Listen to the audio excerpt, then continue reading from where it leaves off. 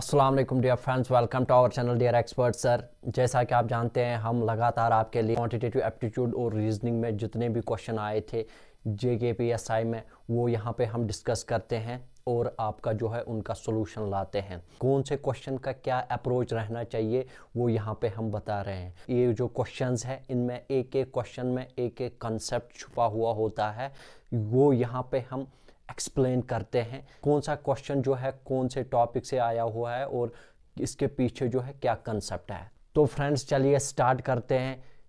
तो यहाँ पे सबसे पहला जो क्वेश्चन है वो है in a right angle triangle the two acute angles are in the ratio of 4:5 find the acute angles. देखिए राइट एंगल ट्रायंगल, यहाँ पे इसका सॉल्यूशन क्या रहेगा फ्रेंड्स। सबसे पहले हमें देखना होता है कि राइट एंगल ट्रायंगल मीन इसका एक एंगल जो है वो 90 डिग्री होना चाहिए बराबर, ठीक है। बाकी इसमें जो एंगल होते हैं वो आपके एक्यूट ही होते हैं, एक्यूट मीन्स 90 से नीचे, ठीक है। क्योंकि sum of angles of a triangle, sum of angles of a triangle यहाँ पे पता होना चाहिए, वो होता है आपका 180। यहाँ पे जो ये वाले दो एंगल है वो दिए हुए हैं 4:5, यानी उनका रेशो 4:5। हम क्या करेंगे, हम ये वाला जो है ये वाला एंगल हम 4x रखेंगे और आपका दूसरा जो है वो रखेंगे 5x। यानी एक हमने रखा रेशो दिया हुआ है 4:5 तो 4x, दूसरा 5x। तो हमें पता है कि sum of angles of a triangle 180 होता है, तो हम क्या करेंगे 4x प्लस ये वाला एंगल 5x प्लस ये वाला ऑलरेडी दिया हुआ है 90, राइट एंगल ट्रायंगल होता है 90 इज इक्वल टू 180। तो 5x plus 4x 9x is equal to 180 minus 90 90, x बराबर 90 अपॉन 9 यानी 10, x निकला यहाँ पे 10। तो एक्यूट एंगल्स निकालने थे यहाँ पे। पहला क्या था 4x मीन्स 4 इंटू 10 40 होगा पहला, और दूसरा क्या था आपका 5x, तो 5 इंटू x यहाँ पे निकला हमें 10, तो 5 इंटू 10 दूसरा होगा 50। तो अब हम देखते हैं फ्रेंड्स ये जो है तीनों sum of angles of a triangle बराबर 180 है कि नहीं। 50 प्लस 40 90, 90 प्लस 90 180, इसका मतलब ये जो है ये आपका सही निकला।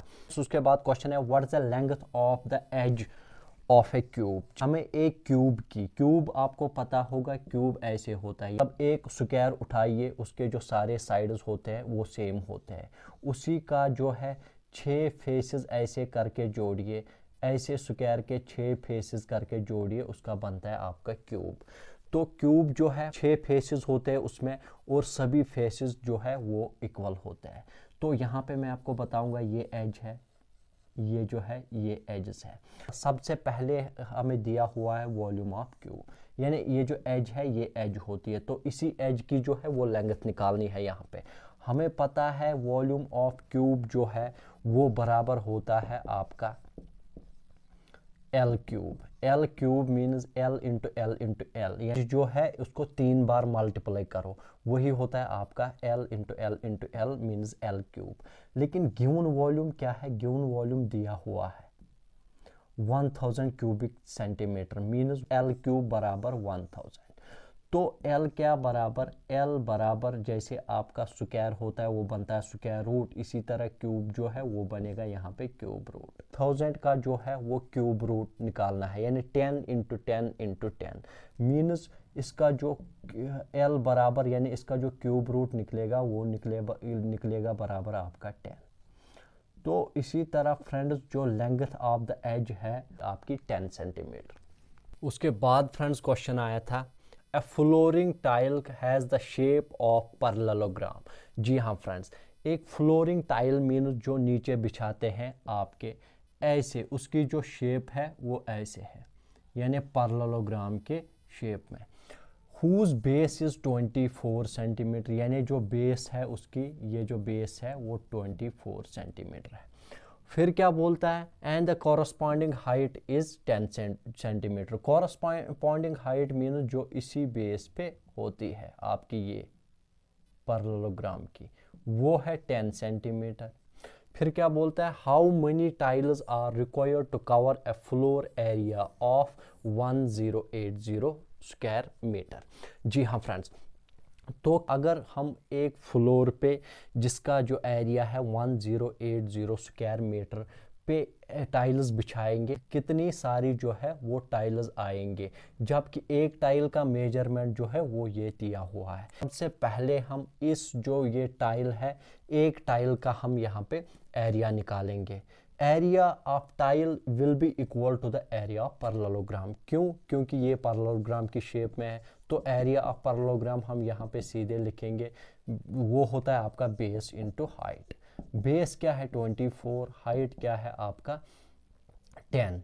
24 इंटू 10 यानी आपका 240 सेंटीमीटर स्क्वायर यहाँ पे इसकी जो इसका एक का एरिया निकला। यही एक एक करके हमने इस एरिया जो इतने एरिया में जो है ये डलवानी है। ठीक है, तो हम क्या करेंगे, ये जो ये एरिया है 1080 ये स्क्वायर मीटर है, यानी मीटर स्क्वायर, ऐसे मीटर स्क्वायर है। ठीक है, लेकिन यहाँ पे जो एक टाइल का है सेंटीमीटर स्क्वायर। हम क्या करेंगे, इसी मीटर स्क्वायर को चेंज करेंगे सेंटीमीटर्स में। तो हम क्या करेंगे 1080 ये दो बार यानी मीटर इंटू मीटर यानी 100 इंटू 100 आपका आएगा, ये बन गया आपका सेंटीमीटर्स में। ठीक है, अब क्या करेंगे, जब ये सेंटीमीटर्स में बन गया, अब क्या करेंगे, अब इस वाले जो एरिया है इसको डिवाइड करेंगे। ये पर टाइल का जो एरिया हमने यहाँ पे निकाला वो यहाँ पे इसको डिवाइड करेंगे। 240 0 और यहाँ पे एक 0 कैंसल। 12 दूने 24, 12 9 108 यानी 12 2 आर 24, 12 9 आर 108। फिर क्या करेंगे हम, फिर आपका ये निकलेगा ऊपर 9 इंटू 100 यानी 90,000। 9 ये 2 0 और फिर ये 2 0, 90,000 अपॉन नीचे क्या है 2। तो यहाँ पे जब हम रिड्यूस करेंगे 2 4 आर 8, 2 5 आर 10, 2 0 0 और 0, आपका 45,000 जो है इस एरिया में आपके इतनी सारी टाइल्स लगेंगे 45,000। तो इसका जो सही आंसर था वो था 45,000।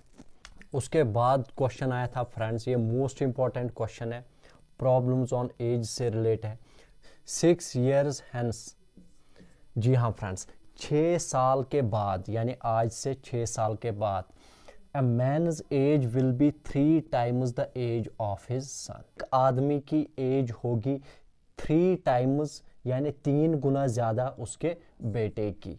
एंड 3 years ago यानी 3 साल पहले he was 9 times as old as his son। यही आदमी जो है ये 9 गुना था आपके बेटे की एज से, यानी जितनी इसकी बेटे की एज थी उसका 9 गुना ये आज से 3 साल पहले ये आदमी था। Find the present age of man.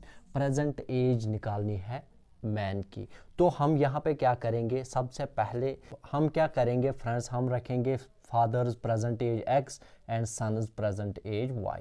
6 years hence मीन्स आज से 6 साल बाद। आज से 6 साल बाद जब हम देखेंगे इनकी एज, तो इसको भी +6 हुआ होगा, तो इस वाले को भी +6 हुआ होगा। A man's age will be 3 times the age of his son means ये आदमी की एज है, ये इस एज की 3 गुना होगी। तो ये बन गई यहाँ पे इक्वेशन। तो हम ये थोड़ा एक्सटेंड करेंगे, इसको बनाएंगे अच्छे से इक्वेशन।